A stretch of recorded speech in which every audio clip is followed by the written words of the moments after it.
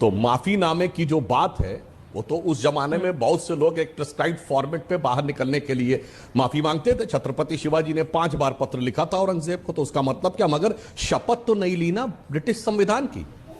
अगर कोई आपसे कहे कि who is your icon, who is your favourite hero, बाहर जाने की कोई जरूरत नहीं है, यही महाराष्ट्र में ही आपको मिल जाएंगे। शिवाजी तो पुराने युग की बात है, नए युग की बात बोल रहा हूं, यही मिल जाएंगे।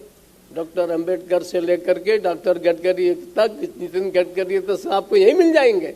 दोस्तों, आजाद बोल इंडिया देख रहे हैं आप, आपके साथ मैं हूं आदिल खान आजाद। विनायक दामोदर सावरकर ये वो शख्स हैं इतिहास में दर्ज जो अपने आप में कई तरीके से विवादित हैं और अब इनके नाम पर शिवाजी का भी अपमान होने लगा है।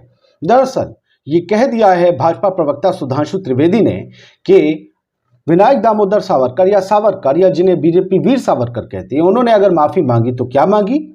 शिवाजी ने भी मुगल बादशाह औरंगजेब से 5 बार माफी मांगी थी। वो शिवाजी जिन्हें हिंदू, सनातनी या फिर यूं कहें कि मराठा अपना भगवान के रूप में या अपने एक वीर महापुरुष, वीर राजा के तौर पर याद करते हैं, उन्हें माफी मांगने वाला या माफी वीर बता दिया है भाजपा ने। भाजपा के प्रवक्ता और भाजपा के खिलाफ अब कांग्रेस मोर्चा संभाल चुकी है, लेकिन सावरकर ने जो किया था, क्या था उसका इतिहास, वो बाद में बताएंगे। पहले सुधांशु की वो बाइट सुन लीजिए जो अब बवाल का विषय बन गया और शायद भाजपा को इससे बैकफुट पर आना पड़ेगा। देखिए, जो उन्होंने कहने का प्रयास किया कि सावरकर जी ने माफी मांगी है, तो माफीनामे की जो बात है वो तो उस जमाने में बहुत से लोग एक प्रिस्क्राइब्ड फॉर्मेट पे बाहर निकलने के लिए माफी मांगते थे। छत्रपति शिवाजी ने 5 बार पत्र लिखा था औरंगजेब को, तो उसका मतलब क्या, मगर शपथ तो नहीं ली ना ब्रिटिश संविधान की। तो सुन लिया आपने। अब सवाल तो ये उठेंगे, फिर शिवाजी कैसे वीर महापुरुष हुए जो एक नहीं 5-5 बार माफी मांगते थे।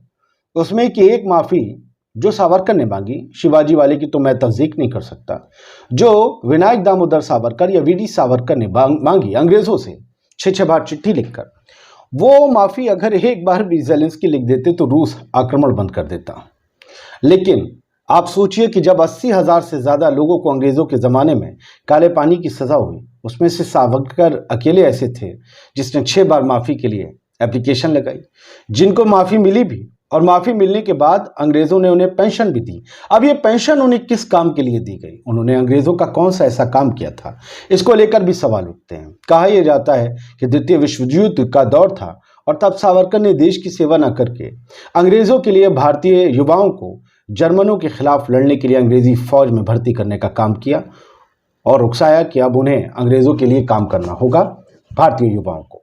इसके अलावा लगातार इस तरीके के सवाल उठते रहे कि सावरकर अंग्रेजों के एक नौकर बन के काम कर रहे थे। यही राहुल गांधी ने अपने बयान में कहा था कि ये सावरकर की चिट्ठी है जिन्होंने अपने आप को सर्वेंट बताया अंग्रेजों का। खैर, भगत सिंह कोश्यारी की बात करते हैं। वो महाराष्ट्र के राज्यपाल हैं, भाजपा के नेता रहे एक जिंदगी भर। उन्होंने भाजपा के नेता के तौर पर मुख्यमंत्री पद की शपथ भी ली, उत्तराखंड के मुख्यमंत्री रहे। बाद में भाजपा ने उन्हें महाराष्ट्र का राज्यपाल बना दिया। अब भाजपा ने क्या, भाजपा की जो सरकार है केंद्र में बैठी, उन्होंने महाराष्ट्र का राज्यपाल बना दिया। अब वो राज्यपाल साहब भगत सिंह कोश्यारी कह रहे हैं कि शिवाजी आउटडेटेड हो गए हैं, पुराने हो गए हैं। आज के नायक अगर लोगों को अपने आइकन तलाशने हैं तो नितिन गडकरी में तलाशें। केंद्रीय मंत्री मोदी सरकार के नितिन गडकरी शिवाजी पर भारी पड़ रहे हैं बकौल भगत सिंह कोश्यारी के। सुन लीजिए। हम जब पढ़ते थे मिडिल में, हाई स्कूल में, तो हमारे टीचर हमको वो देते थे, who is your favourite hero, ऐसा आपका फेवरेट लीडर कौन है। तो हम लोग उस समय जिसको सुभाष चंद्र बोस अच्छे लगे उनको, जिसको नेहरू जी अच्छे लगे, जिनको गांधी जी लगे अच्छे लगते थे। तो मुझे ऐसा लगता है अगर कोई आपसे कहे कि who is your icon, who is your favourite hero, बाहर जाने की कोई जरूरत नहीं है, यही महाराष्ट्र में ही आपको मिल जाएंगे। शिवाजी तो पुराने युग की बात है, नए युग की बात बोल रहा हूं, यही मिल जाएंगे। डॉक्टर अंबेडकर से लेकर के डॉक्टर गडकरी तक, नितिन गडकरी तक आपको यही मिल जाएंगे। तो ये वो दोनों बयान थे दोस्तों जो आपने सुने, जिसमें पता चलता है कि भाजपा और संघ, ये लोग, इनसे जुड़े लोग, जिन लोगों ने इसमें सब कुछ रहकर सीखा है, वो दरअसल शिवाजी का सम्मान करना नहीं जानते। वो बस शिवाजी को अपनी राजनीति के लिए इस्तेमाल करते हैं, बाकी टाइम वो शिवाजी का अपमान ही करते हैं। और ये सारी कवायद किस लिए? सिर्फ सावरकर का चेहरा बचाने के लिए। तो सावरकर ने ऐसा क्या किया था जो उन्हें बचाने के लिए, उनके चेहरे को सेव करने के लिए इतिहास के महापुरुषों को डिफेम किया जा रहा है? क्या भाजपा इसका जवाब दे पाएगी?